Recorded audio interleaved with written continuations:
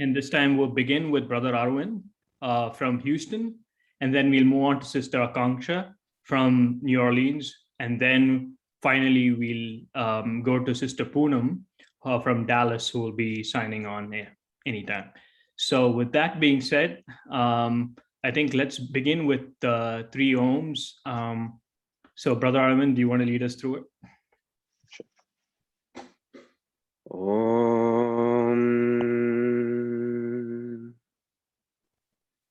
Om.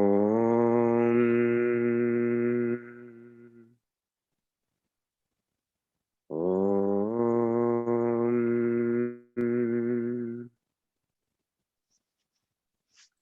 Salam, everyone. So yeah, I think without further ado, I'll probably hand it over to Brother Arvind to begin, and then it'll be Sister Akanksha, and then finally Sister Poonam. Salam, guys. Salam. So I can go ahead and get started, right? Sure, absolutely. Okay, awesome. It's nice seeing some new faces. So salam, everyone. My name is Arvind Ramachandra. I am a Sai devotee at the Southeast Sai Center. I guess I should probably share a little bit about myself for those that haven't met me. My family lived in the UK for many years before I was born. And I also wrote notes on the side, so I might be looking just a little bit. But we lived in the UK for many years before I was born. And then my sister was born there. 8 years later, I was born there. And my family was very active in the Sai community there. And then after, like when I was 2, we moved to Houston and then joined the South Houston Center since then. I personally went through the SSC program. I participated in the annual Swami birthday plays. I also enjoy singing bhajans. I'm not as great as my sister, but I enjoy it. So there's that. I also, for college, I went to school in Austin. And there I was able to join the YA community there. And that's actually where I met Brother Srirang. I returned after graduating to Houston in 2019. So I've been working for the last 2 years at Schlumberger as a mechanical engineer. And then starting this year, I actually became the YA coordinator here, which has kept me connected with the Sai family that I really grew up with. I don't feel like I've completely earned the role yet. I have a lot of work to do before I feel satisfied with the job I'm doing, but I'm enjoying it. So, and I know I'm working on becoming better at it. So I know it's also being recorded. So I guess before I get started, I want to kind of preface that my journey may or may not be similar to what some of y'all have gone through or are going through.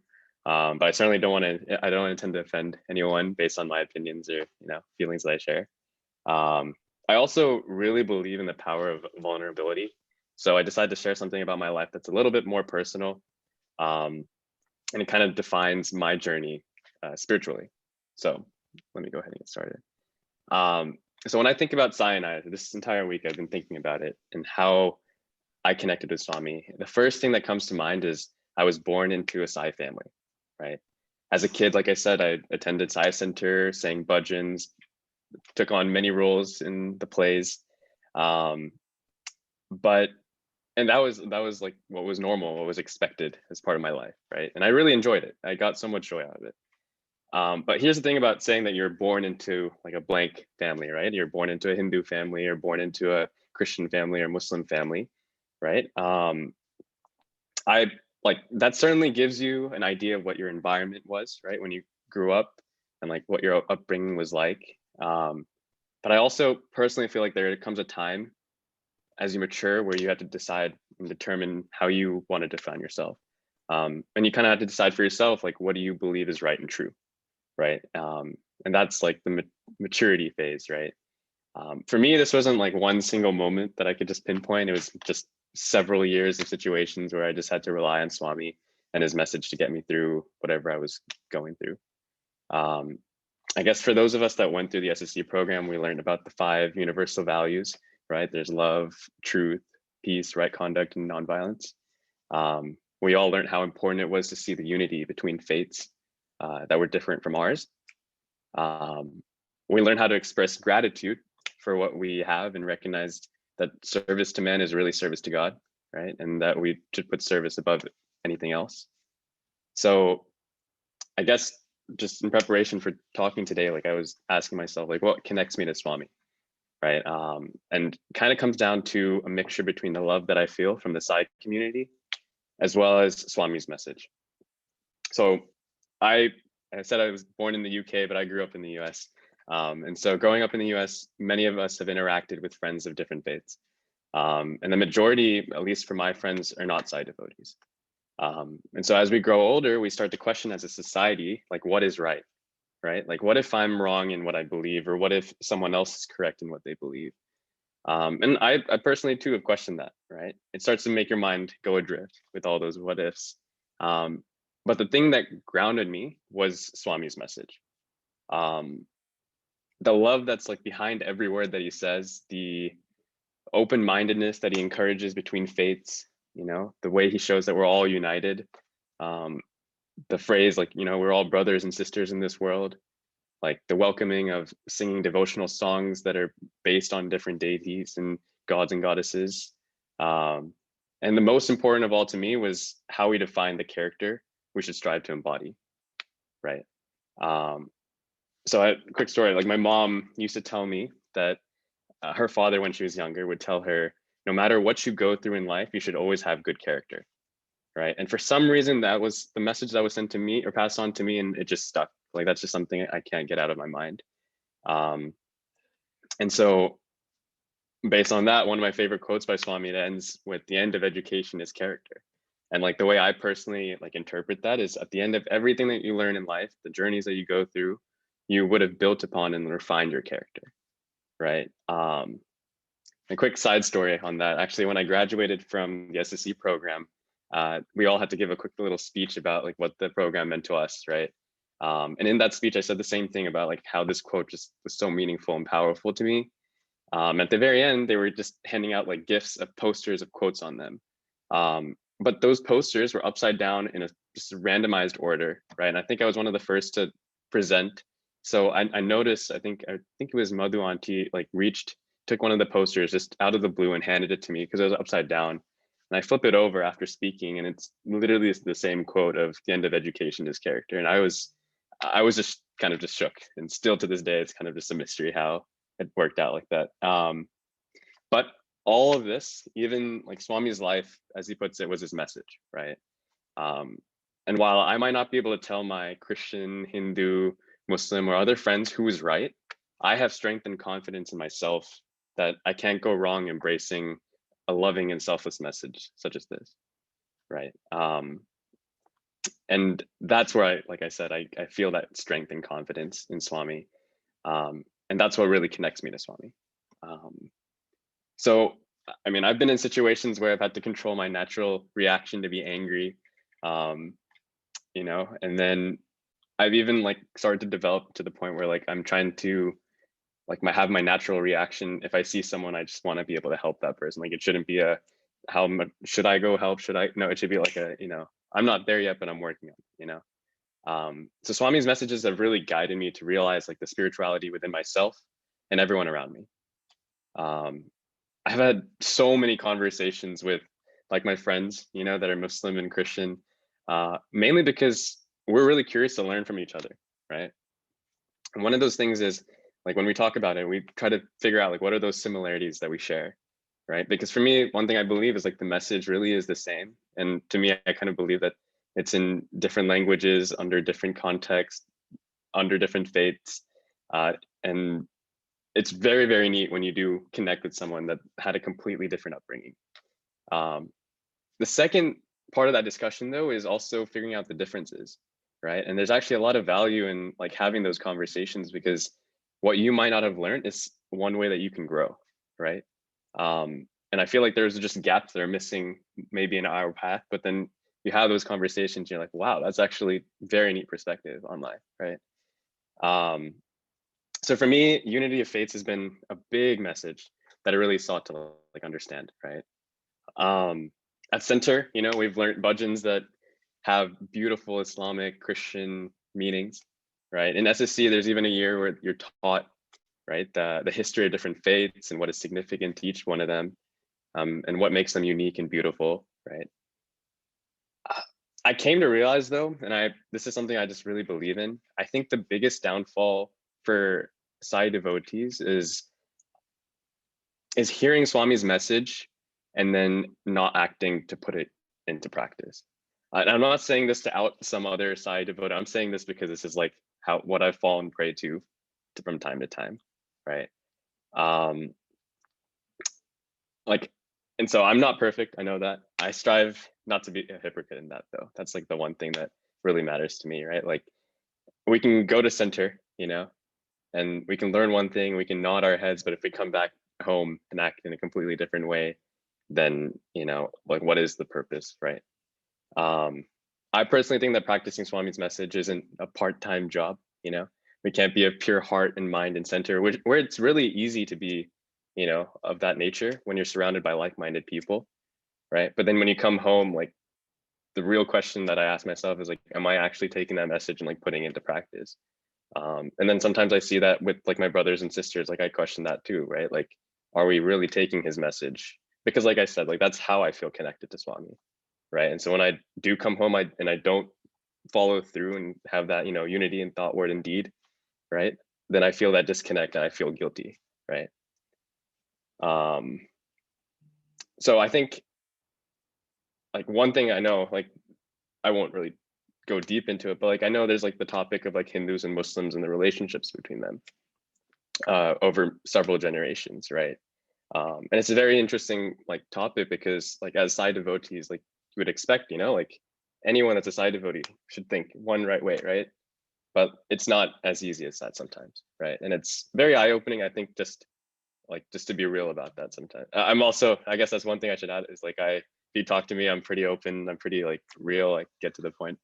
But that's why I guess my perspectives tend to like skew like liberal in that sense. So I guess my main point really is that unity of faiths is something that I've really explored to gain a better understanding of. And it's kind of shaped my relationships with my friends and my peers. I mentioned earlier that Swami's message grounds me, right? And it makes me feel connected to him. And his loving messages are honestly what I try to live my life in accordance to. Unity of faiths has seemed to become the one that has really stood out in my life, where I've honestly been put to the task of making sure like I'm actually putting his message into practice. And so this is where I have like one quick story to share. In college, that's where I met my girlfriend, and she is Christian while I am Hindu. Of course, we weren't oblivious to these challenges, right, that we were going to face, as it isn't a norm for people of different faiths to come together, right? So I had confidence, though, entering into a relationship like that, because her character was so pure, right? She engaged in service to the community. She aimed, to spread love and joy to strangers. She felt strong in her faith and connection to God, right? And I really connected with her in those spiritual levels, even though our faiths differed, right? However, like, I'm not going to be oblivious, but being in a multi-faith relationship isn't, as certainly straightforward as one would hope, right? I've grown up in my life thinking one way, seeing the world how it was in one lens for so long. Likewise, she did the same thing. She grew up in her faith, saw how beautiful the world is through her lens, right? It's something that honestly, from our childhood, it's what we're going to keep like close to our hearts, right?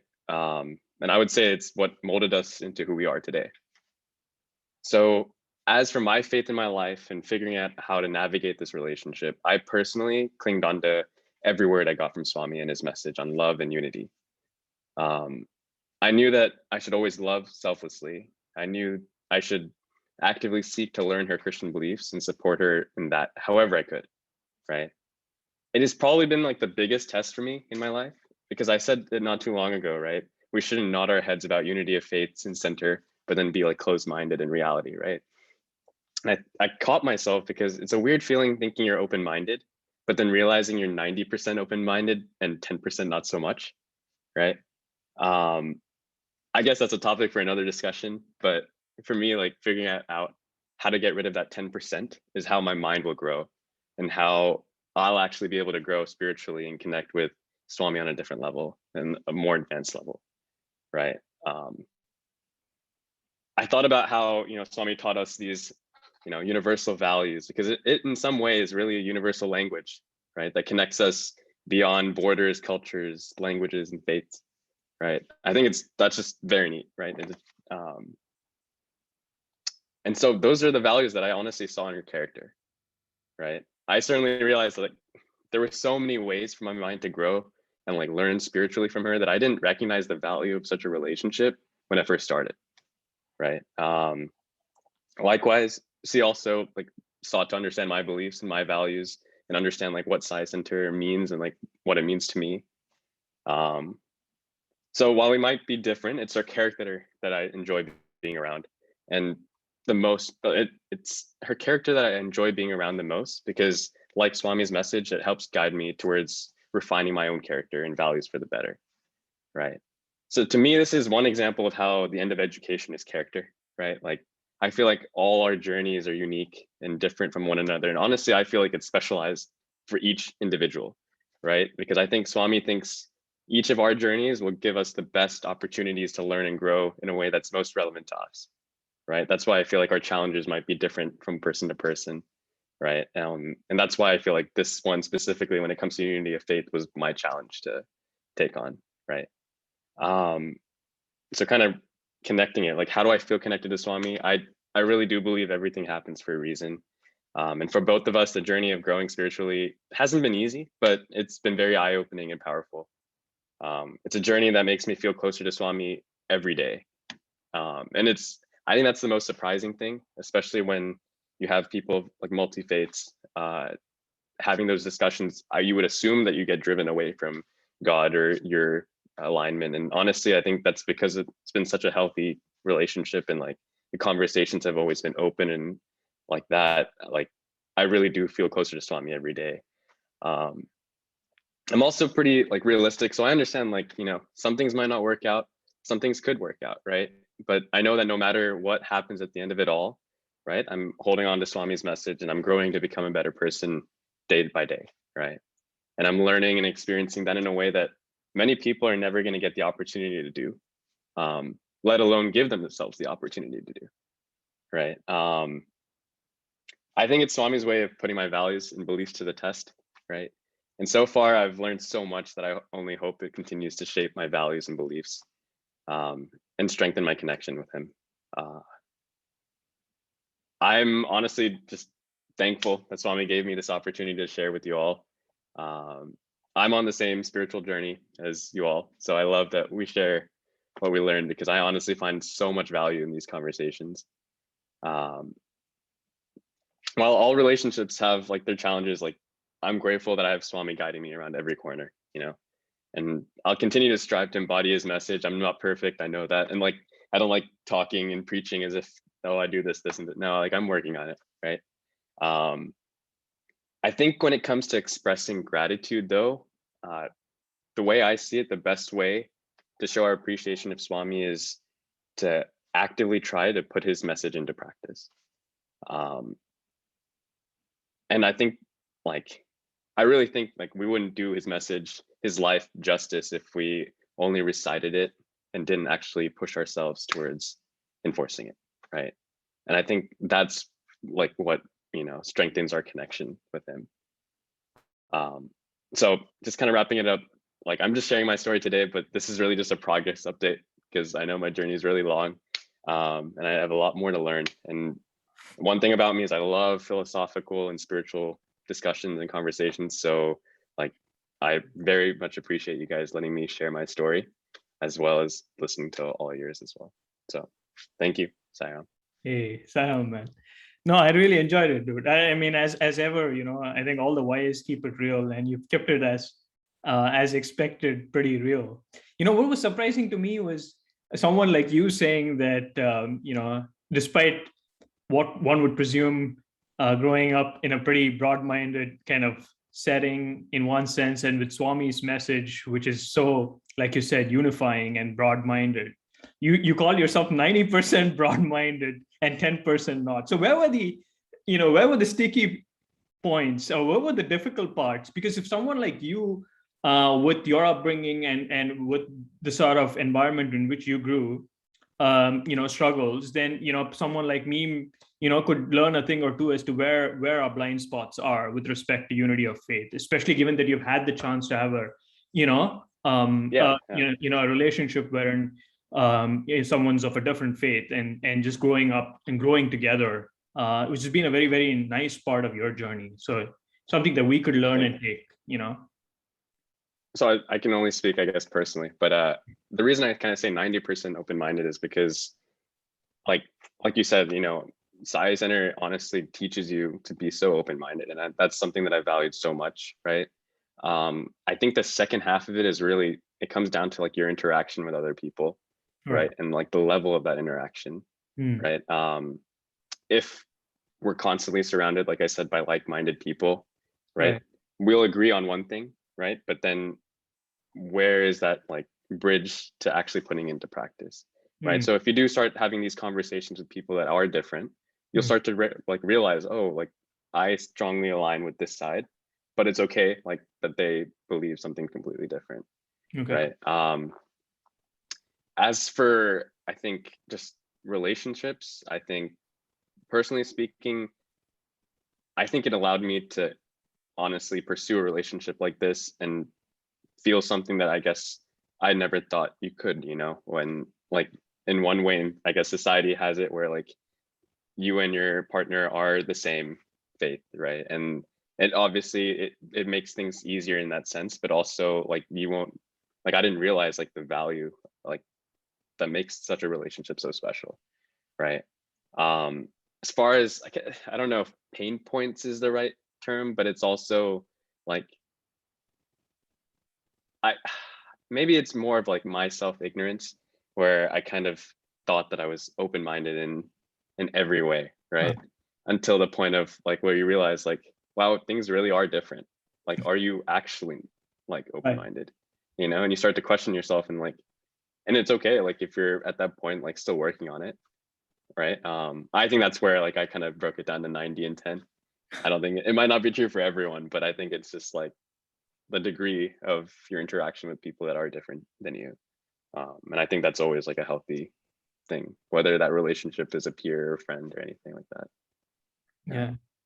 But that's just my personal opinion. So no, I mean you're probably on the money. And I think in your experience, I think you get to practice Swami's message of understand before adjust, a lot. I think especially when you grow, when you have a relationship of sorts, wherein you need to understand the other person, where they're coming from and their upbringing, their belief systems, and how that can actually enrich you, and then you adjust rather than adjusting for the sake of the fact that you are in a relationship.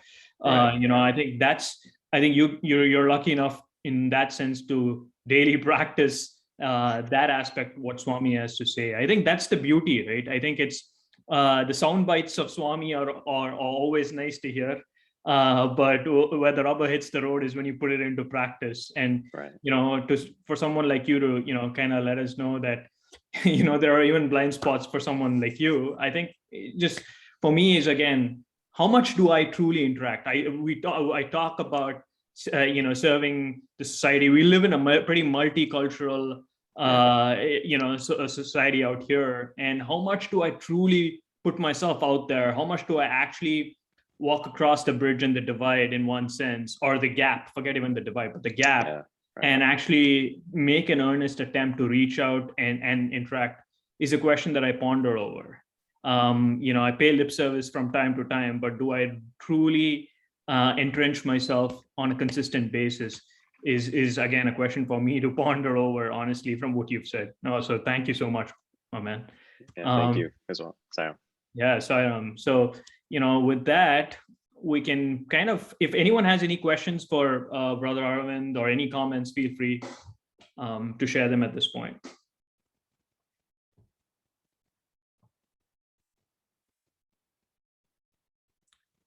If not, I'll take that silence as you guys are still pondering over what he's spoken, and then we can circle back after probably Sister Akanksha, probably shares her story.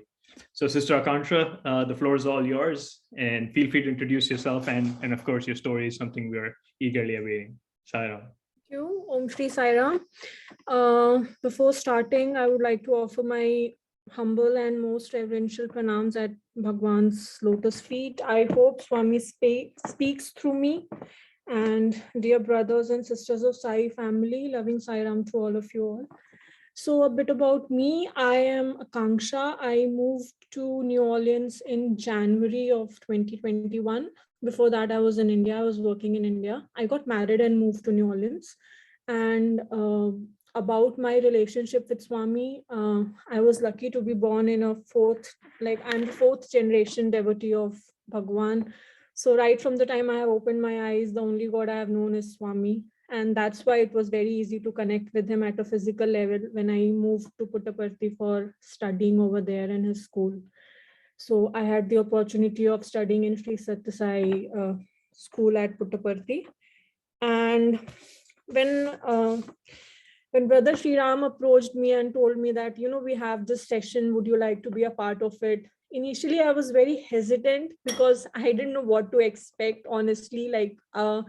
Even while I was in India, I was a part of the ex-students group. I was never the part of the Sai Samitis over there. And my family is a part of Samiti and they participate in the Samiti activities. But the Samitis function totally separately from the student group. So I had no clue what goes on in the Samiti. And I was like, the fear of the unknown. And that's the reason I was a bit hesitant. But then I quickly realized that to be able to speak about Swami requires tremendous amount of blessings, and I didn't want to let that opportunity go.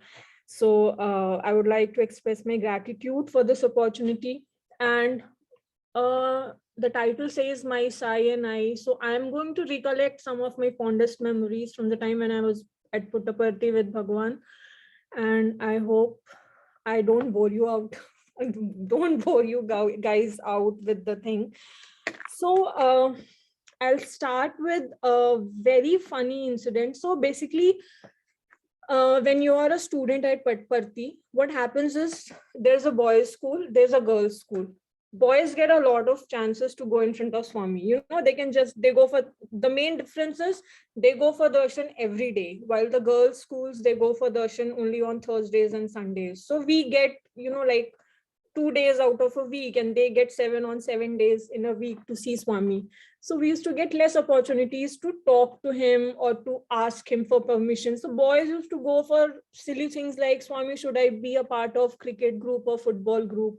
And we had to take very life-changing decisions. Swami, should I take science or commerce?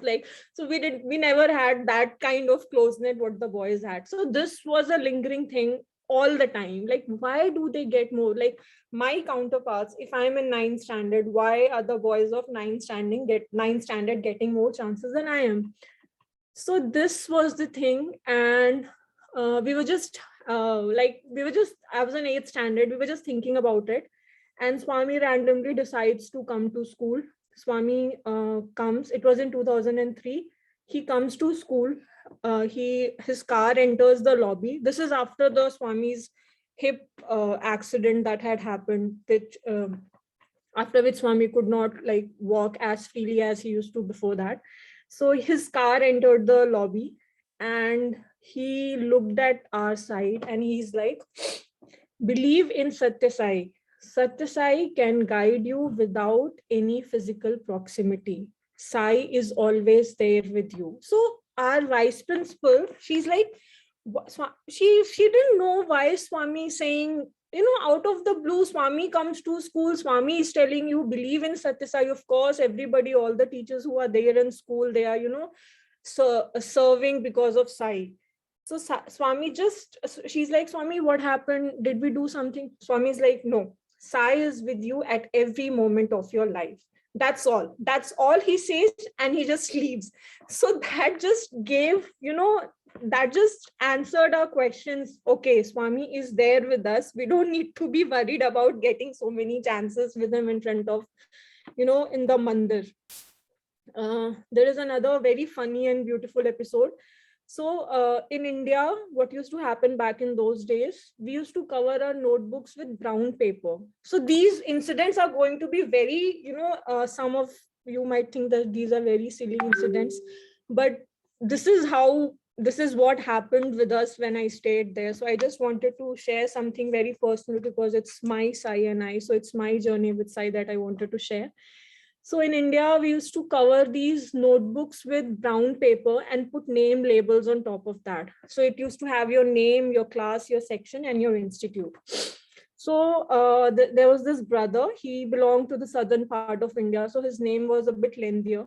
So he had written his entire name, he had written his class, whatever, and he has written SSSPS. That means Sri Satyasai Primary School. Swami comes for darshan out of nowhere. He picks up this boy's book and Swami is like reading his name from this side to that side. And Swami looks up at him and tells, when it is your name, you write your name, you write your father's name, you write your grandfather's name, you write your grandfather's name. Yamira, when it's my name, you write only SSS. At least write Sri Satyasai, that is Likhitnama, that is the Punyam you get. So it's like, why am I telling this? Is because having spent so many of my years there in Swami's physical proximity, he used to come down to our level. That boy was of third or fourth standard, must be 8 or 9 years old. He used to come down at our level and tell things in a way we would understand. He always ensured us that he is mother's side. He is our mother. So because all of us, it was a boarding school, we were away from our parents, and most of us didn't want to go back during our winter break because we wanted to be with Swami. But he always ensured us that you guys are my property and I am your mother. I am your mother. He used to always say that. And this takes me back to an incident. This happened in 2005, Ganesh Chaturthi. So this Ganesh Chaturthi, so we used to go for darshan on Thursdays, Sundays, and on festivals. So Ganesh Puja was there, and we were all very excited, wearing the best white dresses we had, getting ready for darshan. And there was a lot of chaos in the school. So our warden auntie, she was like, she has a military background. So she was very disciplined and she expects discipline from you no matter what. And there was a lot of chaos in the school. And suddenly we get to hear that you guys are not going for darshan. I was in 9th standard. So we were like, we didn't do anything. I mean, I can only tell the story from the students' perspective. I don't know, the teachers might have another perspective, but this is from our perspective. So auntie's like, no, you guys are not going for darshan. You guys are creating a lot of chaos. This is your punishment. So we were like dumbstruck. We didn't know what to do, what to react, how to respond, what to say, how to apologize. Because whatever warden auntie used to tell, that used to be the end of story. After that, nobody in the school could argue with her. No, and even Swami has told that I'm scared of your warden. I will not argue with your warden.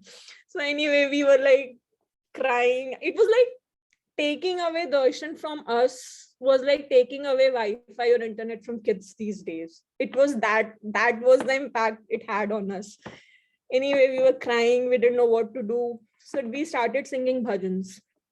We were the only ones in school. Everybody had left. All the students, teachers, support staff, everybody had gone for darshan. We were the only ones who were left in the school. So we were singing bhajans. We were crying. Suddenly we see that our class teacher, Sadhna ma'am, is running towards us. She's coming. We were like, why is she running? Did she forget something? What happened? She comes and she tells, girls, Swami is asking for you. We didn't know if we heard it correctly or we are imagining or if warden auntie has forgiven us. But why did she say Swami is asking for you? Then she's like, Swami has come for darshan. Swami wants to distribute saris to the school staff and school girls and the general hospital and super specialty staff. And the Anantapur campus has come and Swami wants to give them saris as well. But Swami came to your warden. Swami asked, is the entire school here? When warden auntie said yes, Swami said, no, your girls there is a batch left in the school. Call them. I want to give them saris.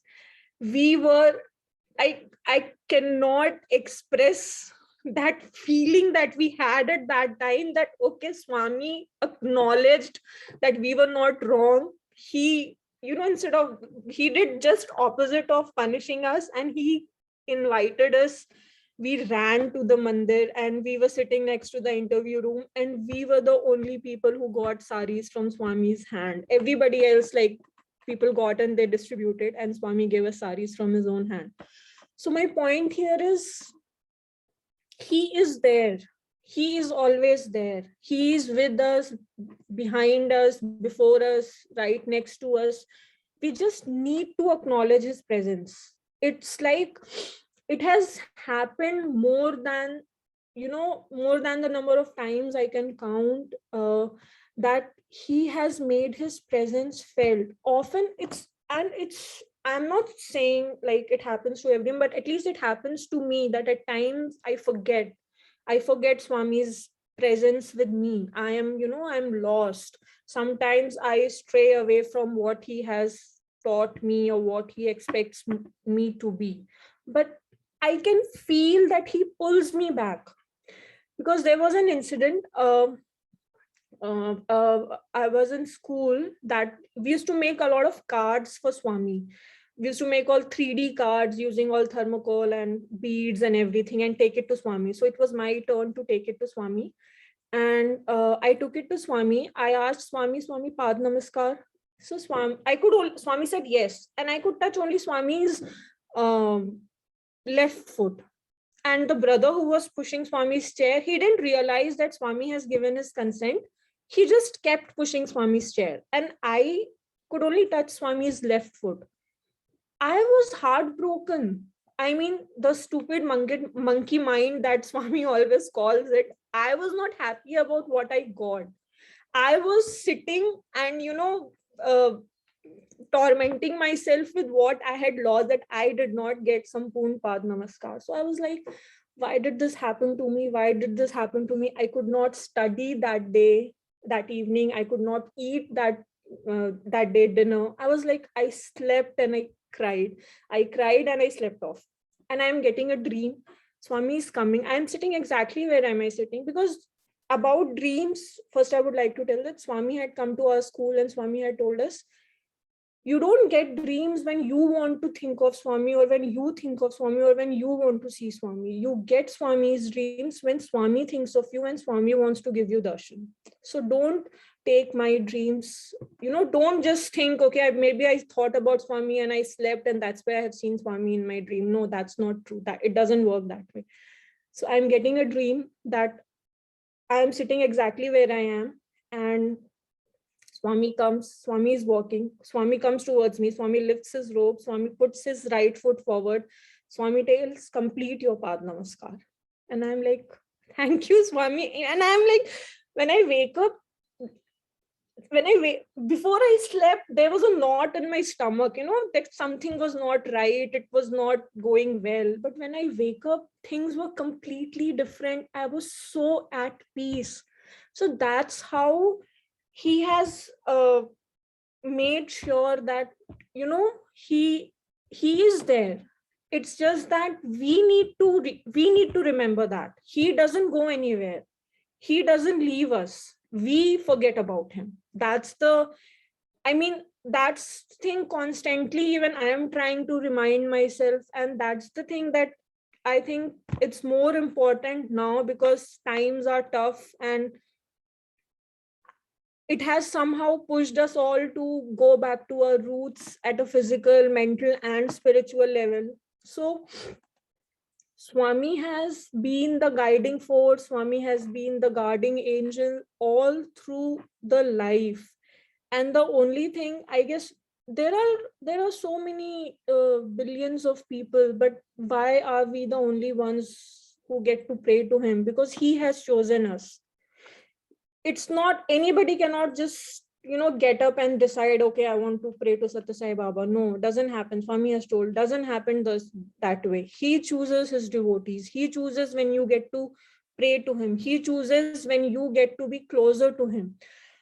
And that way, I feel we as devotees, as students, we have been the lucky chosen ones, because I guess I had read it somewhere. Anand Mahima, she is a yogini. She's if you read it in the Himalayan Master, you would read about her.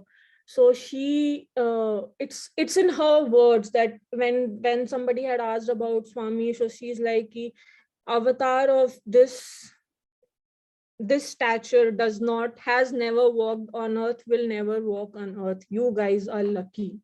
And that's what some of us are born into the families who have been devotees. Some of us were lucky to get introduced to Swami.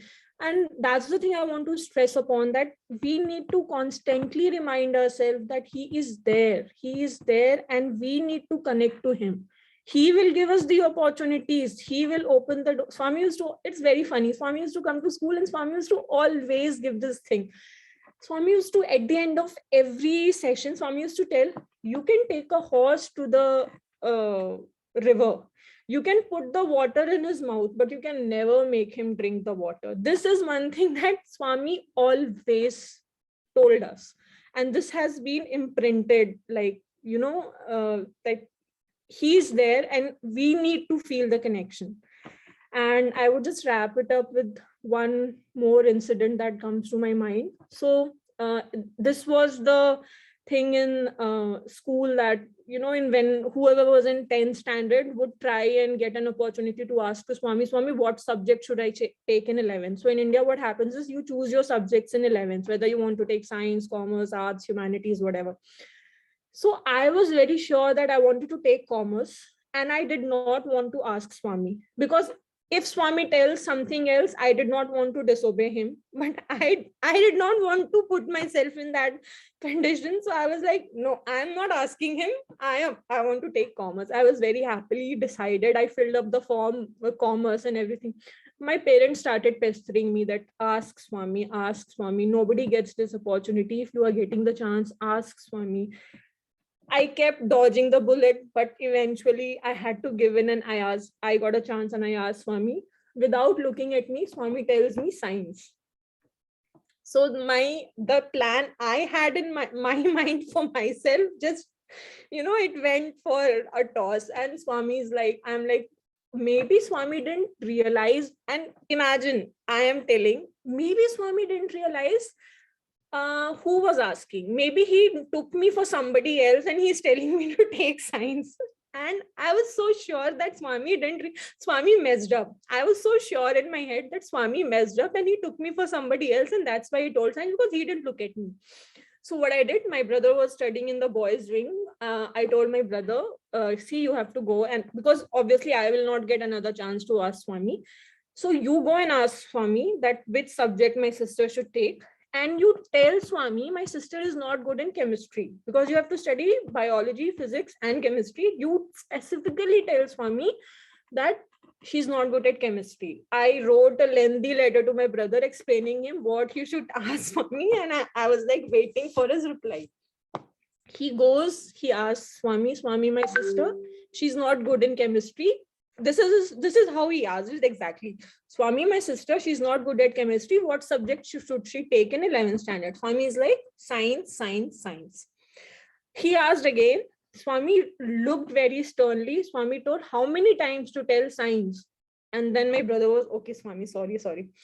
So finally, I was still in dilemma if I should take science, I should disobey Swami, what should I do? But then again, my parents, the entire school knew that Swami told me to take science. My parents knew, and I couldn't survive not taking science. Somehow I took science. Fast forward 2 years, 12th standard boards. The only subject I got 100 on 100 was chemistry. So, I mean, these incidents at that time when he was telling me, like, I was a fool and thinking, oh, maybe Swami has messed it up. But when you fast forward it and you look at the things, he knows. He always knows. So that is all the message I wanted to give today, that he is there and he knows, and he always knows. It's us who need to realize his presence. That's about it. I hope I have not bored you guys. What do you mean bored you? Oh my God, we loved it. We loved every minute of it. This is the message that we need today, and you've delivered it so beautifully in 20 minutes.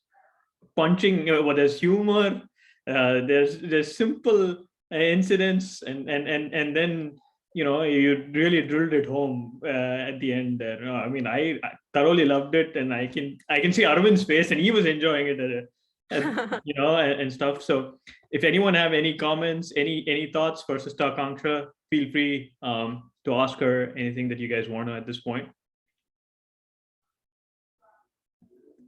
But I'm so grateful that you'll probably be making the journey for the YA retreat, Sister Akanksha. I'm really looking forward to it. I'm really looking forward to it. Yeah, no, I'm really looking forward to seeing you and your husband and stuff. So, it's so great that, your point that, he's always there, whether it's up to you to acknowledge his presence and feel that connection. And you see that even people like, like say an Arvind hasn't necessarily grown up having access or physical proximity to Swami, but you can see Swami's presence and his message continuing to, ring home day in, day out. Even though he's growing up in an physically as well as in an era wherein the physical form of Swami may not be there, but you can see how Swami is resplendent in his life. And that's the beauty of these My Sai and I sessions, which we continuously see youngsters and folks out here who grow out here have tremendous connection to Swami in their own way, and they've stayed very true to it. Whether they come to center, whether you don't come to center, whatever it may be. But the point is that connection is there. They're very genuine and they speak from their heart. And it's so amazing to see the kind of YAs we have here. So I'm genuinely thankful. I don't know how we began this My Sai and I series, but it's been each session has been a gem. And it continues. And I think it's only befitting that the person to wrap it all is Sister Poonam out here. And if there are no further questions for Sister Akanksha or any remarks, I think we can move on to Sister Poonam at this point.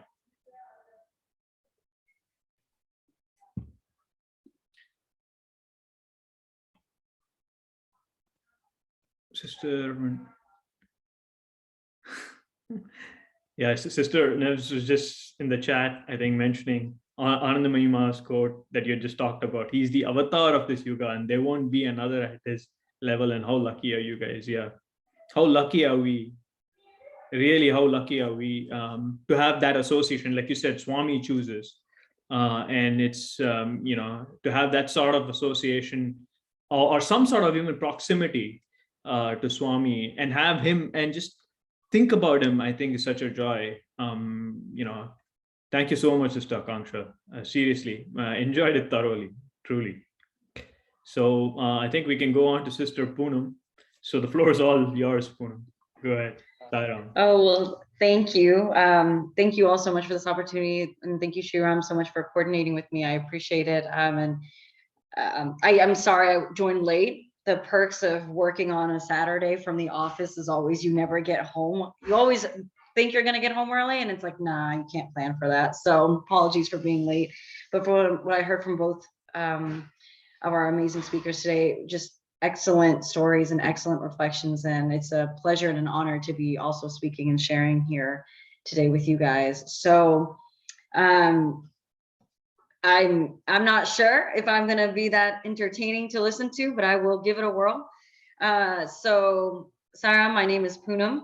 I'm from the Dallas Eye Center. I have been going there my whole life.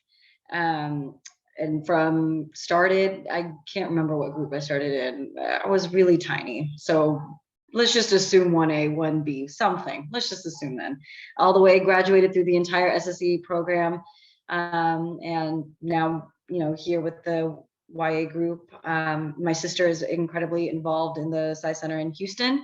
So we're just, we're a very involved family, and, we've grown with Swami our whole life, which, makes the journey with Swami interesting. When you've grown with somebody your whole life, I think it makes it even more imperative almost to have fluctuations in your journey with how you grow with someone that you revert to, you ask for guidance, you question, all of that. So, I guess in the time that I'm speaking here, I kind of have three bullets kind of almost that I'd want to address.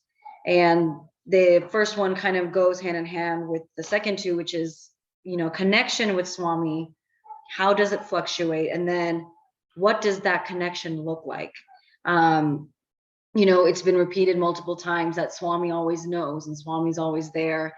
And I think it's very natural, especially when you're a young adult, to question whether that's true, right? It's almost like, how do I know that he's there? How do I know I have a connection? And then as you become more established in yourself and confident in yourself, what does your connection with Swami look like? So I guess, you know, after I left the Sai Center before college, I really moved away from it, to be quite honest. I had moved away from it, and I was growing as a young college student, right? You're growing, you want to know who you are, not just from a college perspective, but who you are as a person. What do you believe in? What do you value? Who are you? And college really gives you that opportunity to grow without having other people's inputs as much. So I moved away from the center for a bit. And in that time, I learned a lot about myself. What do I value? What do I believe in? And back then I didn't realize it, but a lot of it was tied to the way we were, the way we grew up. Sorry, also, if you guys can hear this dog in the background, I'm sorry. He's having a field day. It's Friday for him too. So, but I think, you know, I was learning a lot about myself. And I, you know, back then, again, like I said, I didn't realize this, but a lot of what I believed in and what I fought for when I was in my college days was really at the baseline what we were taught in Sai Center. It's love all, serve all, help ever, hurt never. You know, and those are the two things that I think I've always lived by. I try to, let me rephrase that. I try to. But I guess when you're younger, you know, if you're very politically active, I'm very politically active, I'm very socially active, you know, and in the process of being active, in order to expand your mindset, that has to be at the base, right? And I never realized what a blessing it was that was a base that we grow up with, because as we've learned in the past, maybe, I mean, intensely in the last 8 to 10 years, is that not everybody kind of has that. You know, I think when you grow up with the Sai Center, you think, oh, everybody's like this. Everybody grows up with these same values. Everybody grows up with these same philosophies.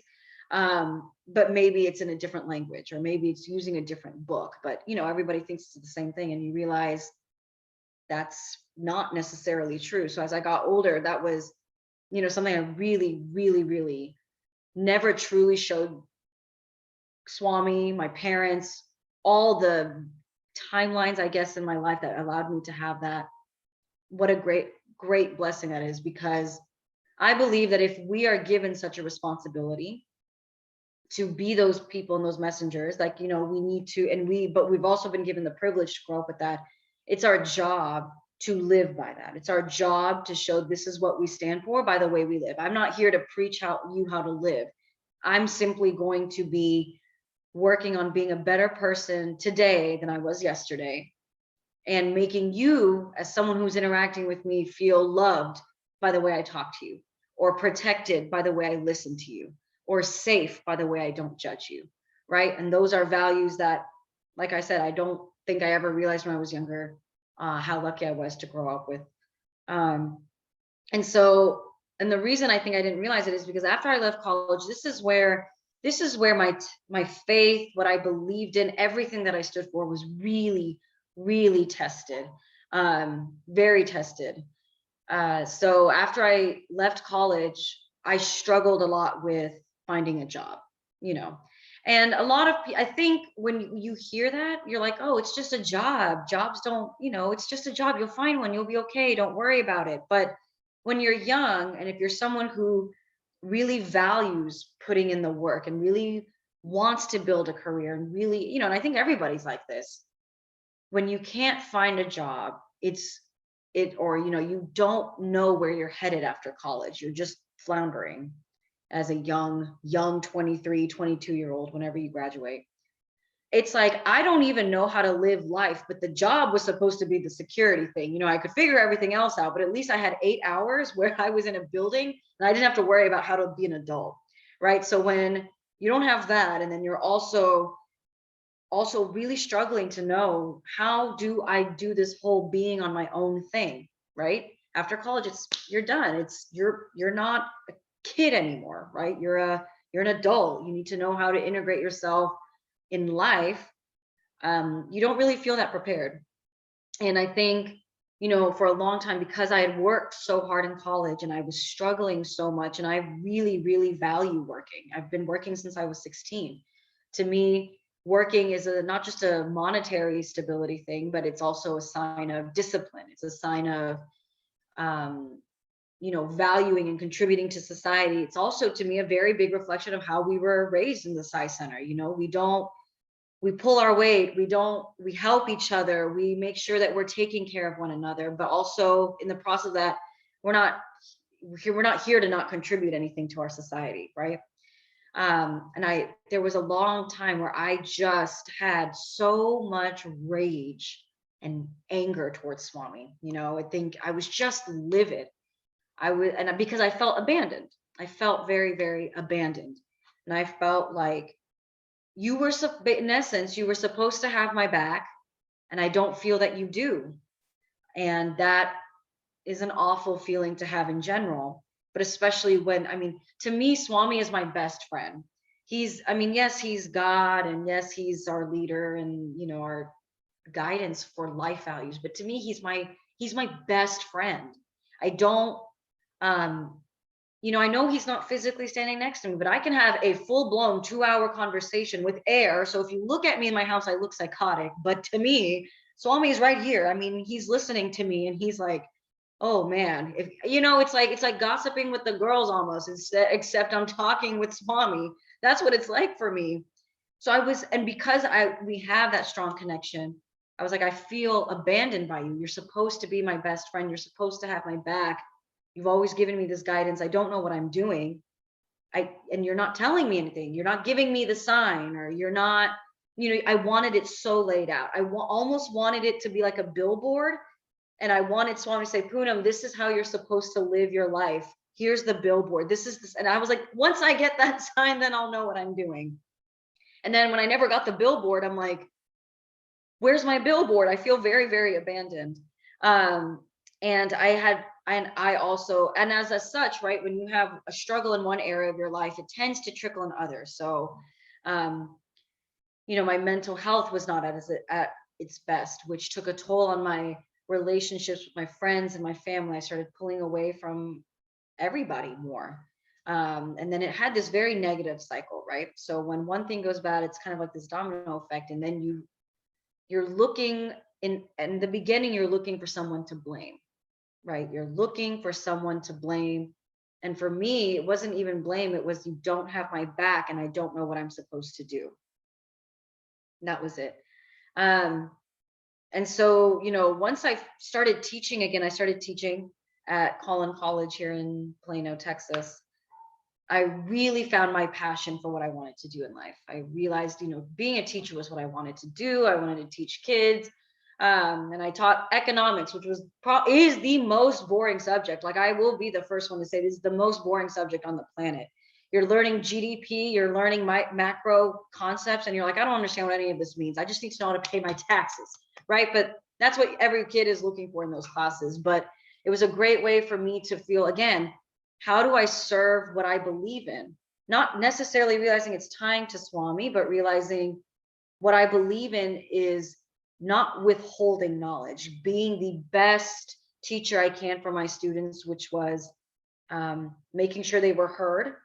If they told me, hey, we don't have the mental capacity to learn today, how do I take a step back and make sure that they're feeling fulfilled? How do I make sure that I've got their back, in terms of grading, in terms of learning, all that. And then, I kind of, after teaching, my contract ended, and then I went to another job, and then I found myself in the same position right at the beginning of COVID, right? I lost, once the contract ended, you're done.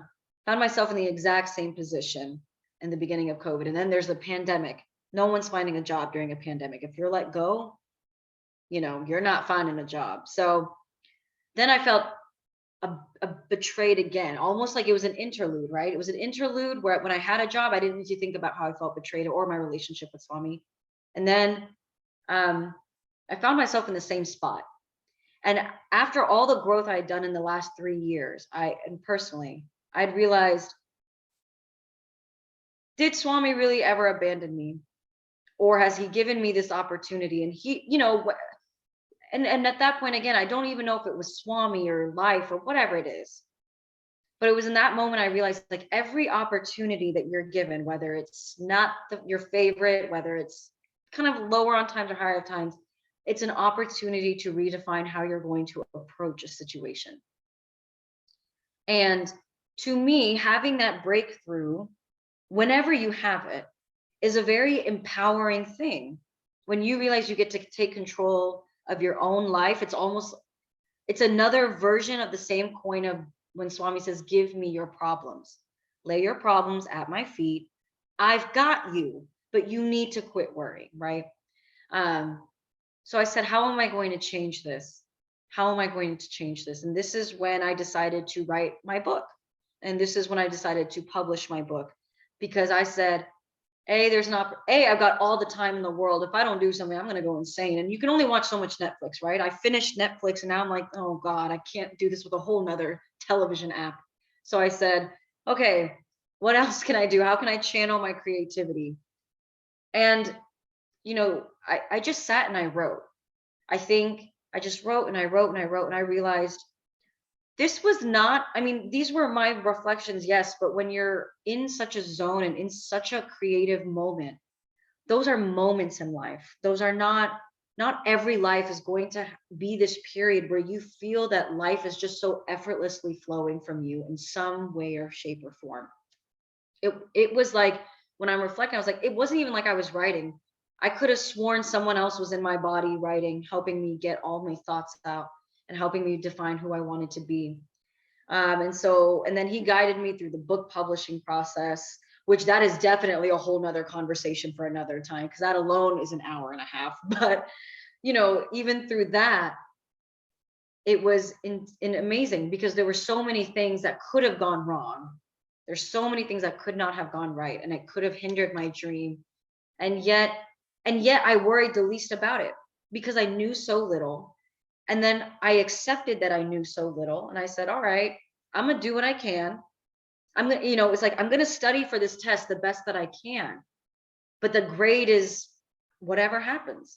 It was like that. I'm like, I'm going to do the best I can, do the best research. And then I truly left this at Swami's feet, and it was surreal, because it, forget whatever outcome came out, whether I won prizes or whether I got into a bestseller list, didn't matter to me. I was like, I have a book on a market, and Swami allowed and guided me to put a piece of my soul and let anybody who wanted to know more.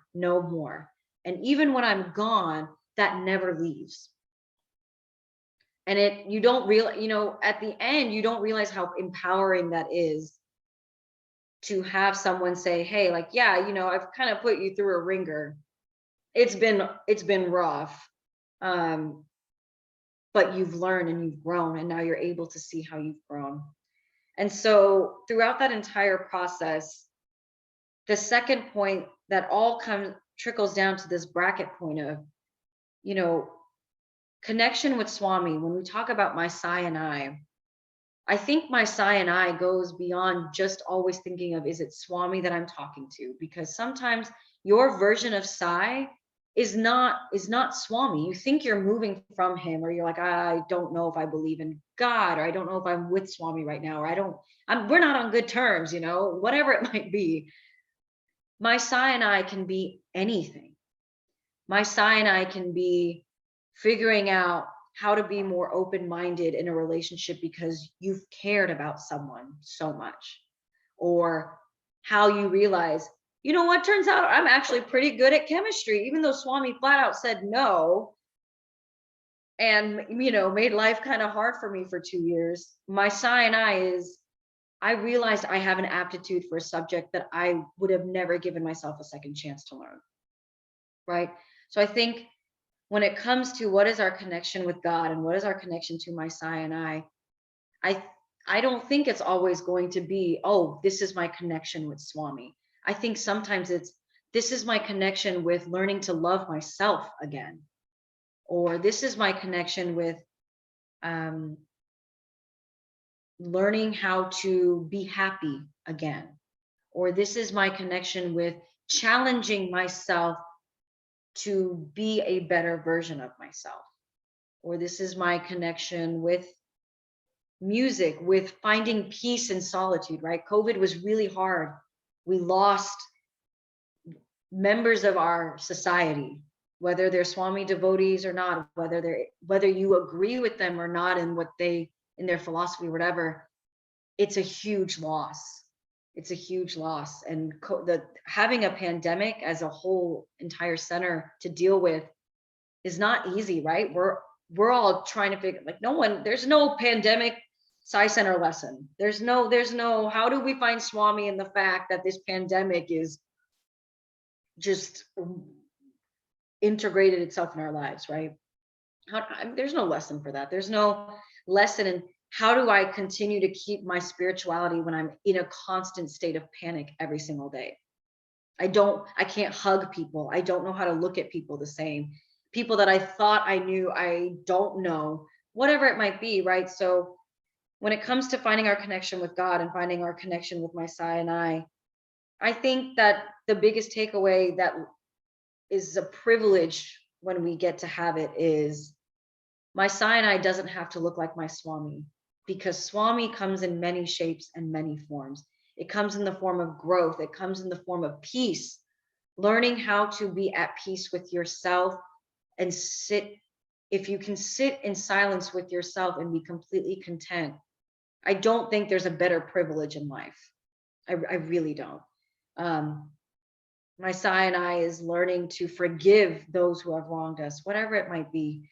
So in the entirety of our growth with Swami, I think that the fluctuation with Swami maybe comes from that you don't really realize what you're working on until you've grown in it.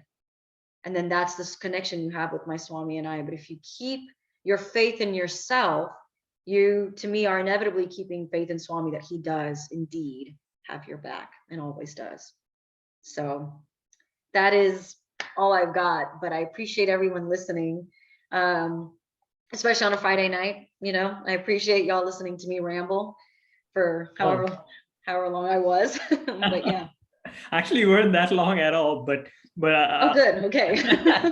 I'll tell you this. I mean, you brought up some very, very interesting and important points, right? And you correctly, I think, was beautiful in the way you positioned my Sai and I, and how this my Sai can mean absolutely so many different things to so many different people and in so many different ways. Sai manifests the principle. That's why they say often in Sanskrit, they say the tattva, the principle manifests itself in so many different ways. And it's so beautiful how you characterized, Sai manifesting in so many different ways, in so many different states, be it, contentment, be it growth, be it peace, and be it in the form of finding an inner calling, so many different ways through which you've so beautifully brought out the my Sai and how my Sai can manifest. And also very importantly, you also at the end you hit home on the fact that the first step on the sadhana of love is self-confidence, which is both S and the small s as well as the large S. When you at least have the small s, in some ways you're moving towards the larger S, self-confidence, in one sense. That's very important. I think that is something that is so critical in the whole spiritual journey. You can't, if you don't have confidence in yourself, I personally, is my personal opinion, I don't believe you can truly grow in the spiritual journey. And the spiritual journey is oftentimes we think that the spiritual journey is when we go through a difficult time, that's when we run to Swami. Yes. But the point is, the spiritual journey is not for the weak. What I mean by that is, you will not truly grow, just because you've had difficulties. From those difficulties, you have to grow and something needs to come out of it. And Swami will teach you that. And Swami conditions us that way. And he toughens us. and he puts us through the ringer in one sense, puts us through, like, all of us have stories that we can, talk about at all different levels. But it's been very real and pretty difficult and pretty tough for each one of us in our own way. But I think Swami, that's why Swami puts us through this so that we grow from it and stay connected to it.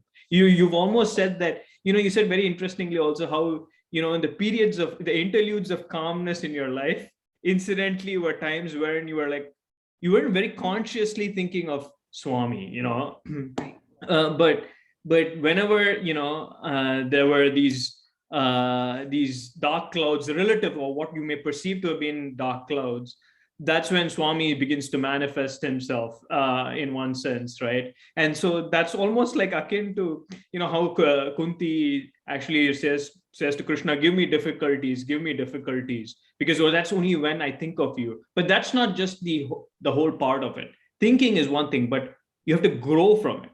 And now that's the beauty that I find in all of these stories, is how you guys are all growing through it and growing through these interesting phases, what we may consider as difficulties in our lives. That's always something that's so beautiful to see. And there's so much to glean from what you've spoken about, because it was supremely, you kept it as ever, all of you guys keep it real and really hit home with me. I don't want to do all the talking, and I want to give the rest of the folks a chance to weigh in because it was loaded. Poonam, thank you so much. Rest of you guys, anything that you guys want to share? Sairam, this is Purnima. I just wanted to, comment on Poonam's sharing. Poonam, I was really glad to hear that you're politically active and socially active. Very important.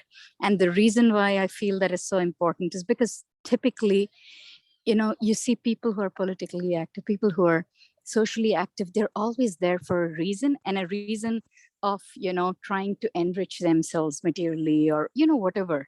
Mm-hmm. So those are the reasons where people are normally active out in the society, making themselves visible, right?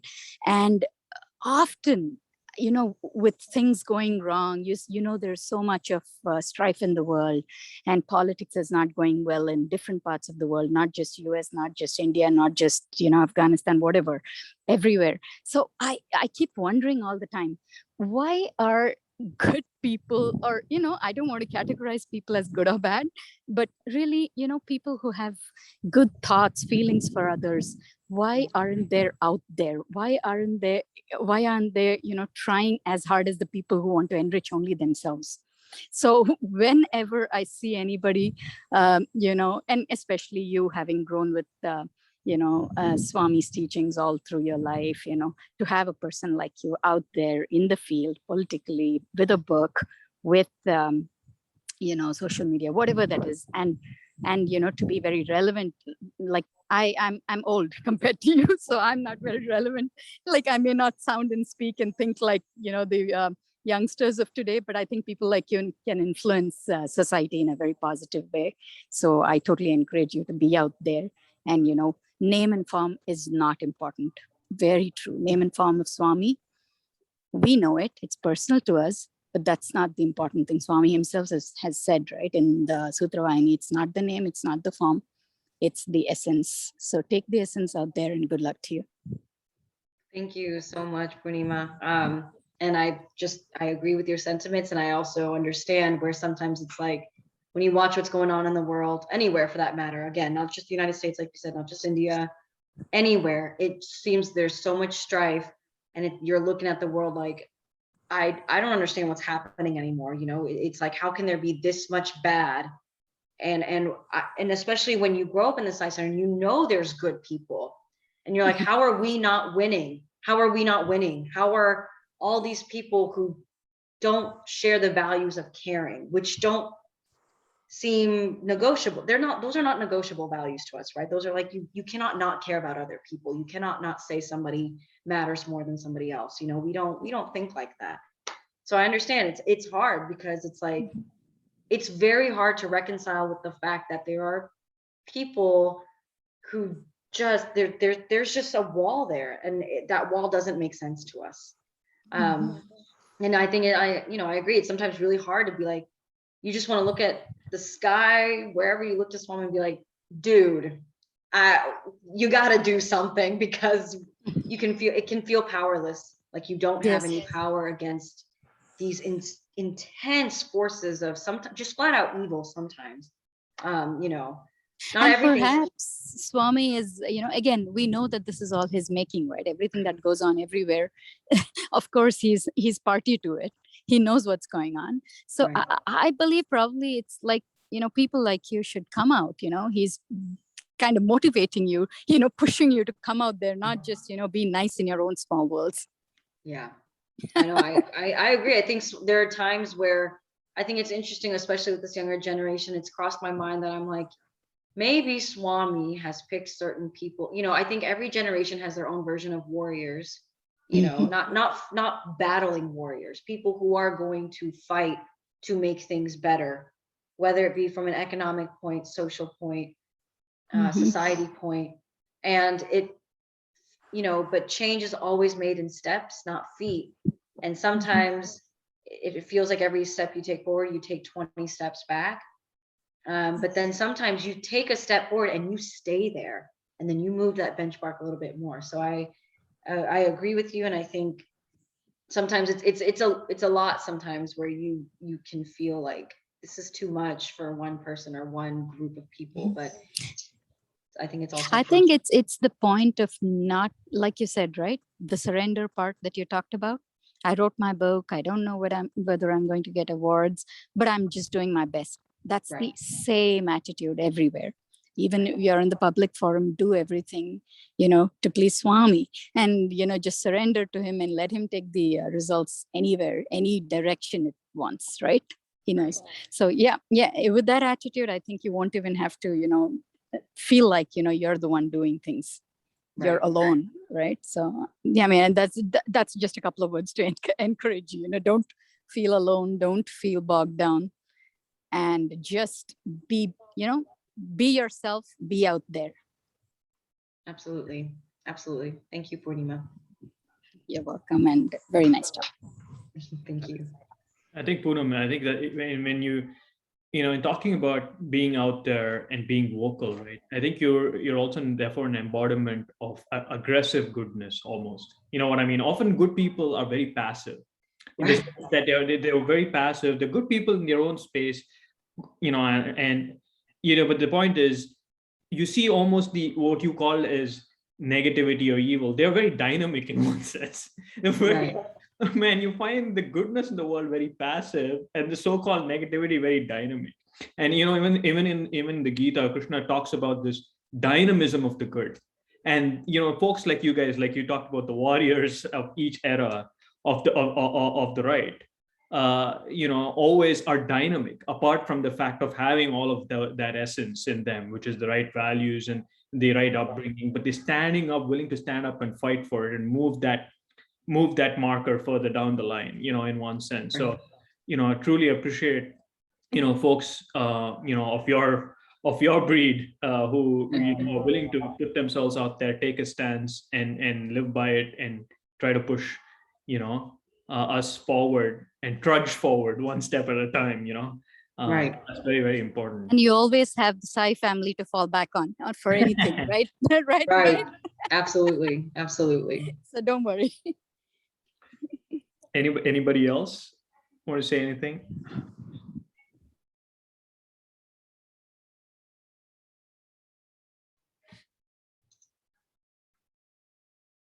If you guys have any questions for any of the others, or any remarks for either Sister Akanksha or Brother Arvind, feel free.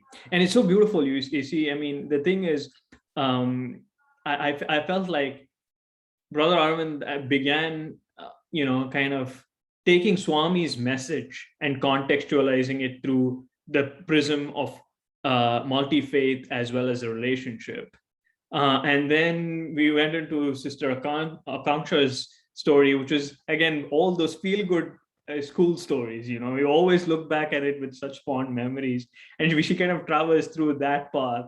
And then we come down to, say, Poonam, who befittingly rounds it all up and how, brings out this multifaceted nature of Sai and what Sai even can mean, and touches upon so many pragmatic and very real aspects of how Sai manifests, and what we perceive or of Sai could be very, very different from how Sai actually manifests. And therefore, like, Sister Akanksha was saying, he's always there, or it's not even he, the principle is always there. Are you connecting to that principle?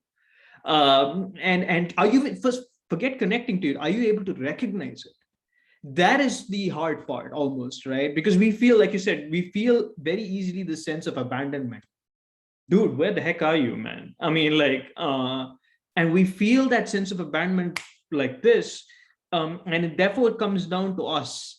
All that's out there in the world. That's why I think Swami says is a weird illusion of such, because you don't feel that connection. If you do, you see me. But the point is, are you able to recognize me? And then we can talk about the connection aspect.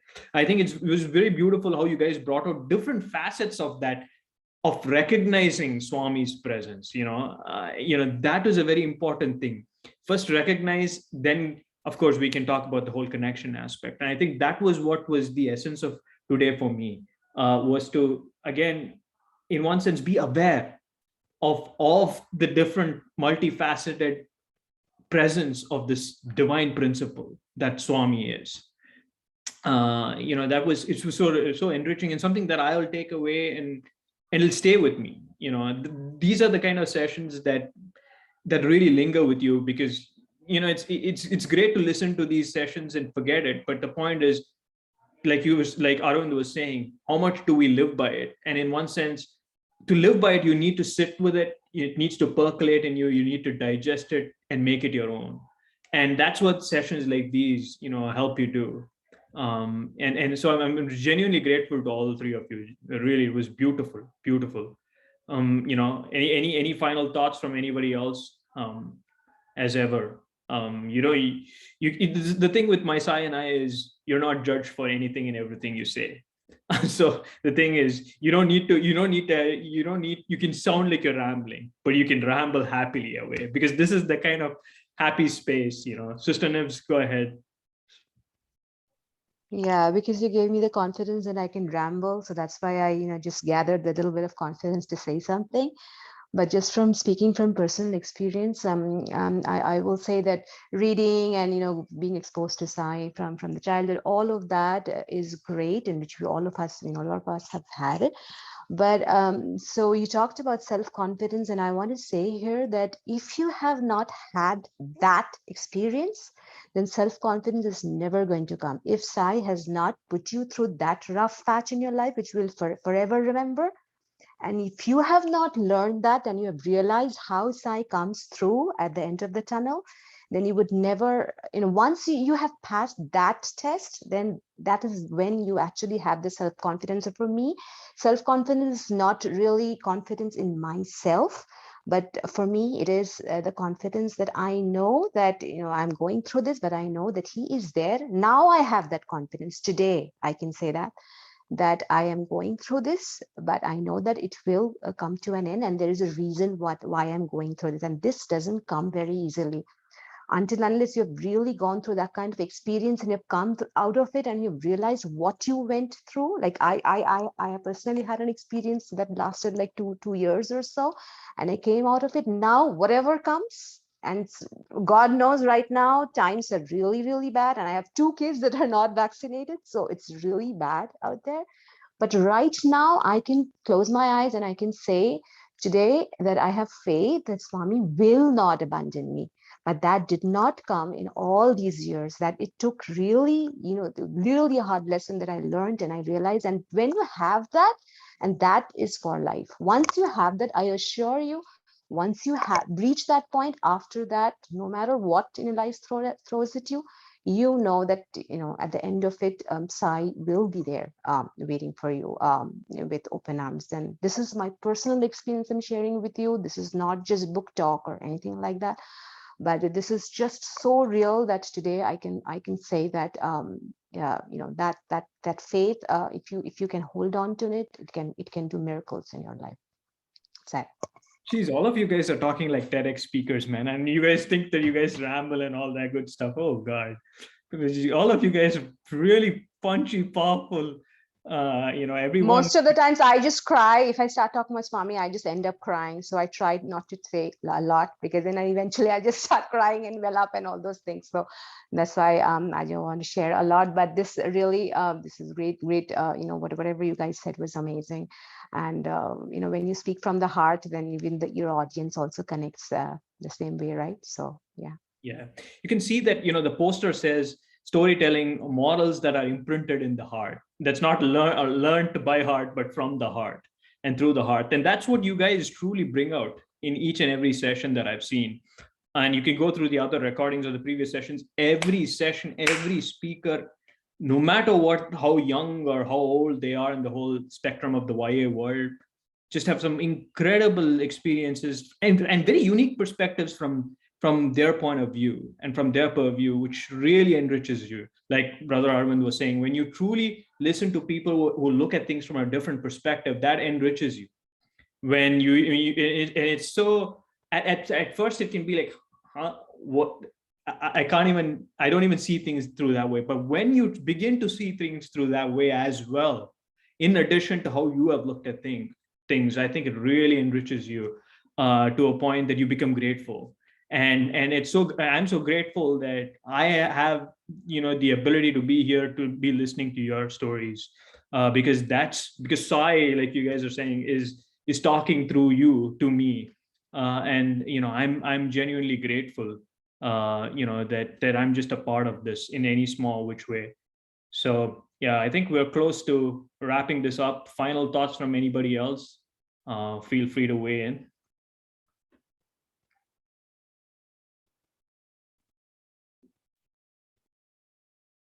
I'll let another 10 seconds of this so-called awkward silence.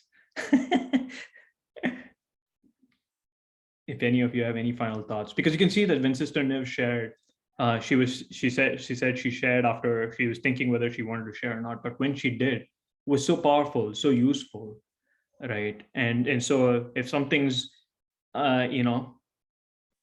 simmering in your heads, feel free to voice it out, because you could really enrich the rest of us. Okay, I want to say one more thing. I'm getting a lot of courage because of all the courage that you're giving me. Because you mentioned Gita, I recommend everybody to at least read one verse every day, that I have started doing, because all the politics that we're talking about, it cannot, the essence that it has today's day, just so relevant, like the upholding of the dharma, the righteousness that we were talking about, like even if it's in politics or whatever, like to do the right thing. I think no book is as contemporary and as relevant and as important as Gita is, especially in today's date and age. So since you mentioned it, I'm very, very glad that you mentioned it, and I strongly recommend that, if you can just read, I mean, just have the practice of reading it, like one verse a day or something that I do. Like I've started doing, and it really helped me. So it's just a little tip for everyone. Thank you, Sister Nebs. I think if nobody else has anything else to add, I think Poonam, if you just want to take us through the final closing in terms of just ending it with Om and 3 Shantis, I'd be grateful. Sure, absolutely. Om Shanti Shanti Shanti. Thank you, everyone. Sairam, have a great weekend. Sairam. Sairam.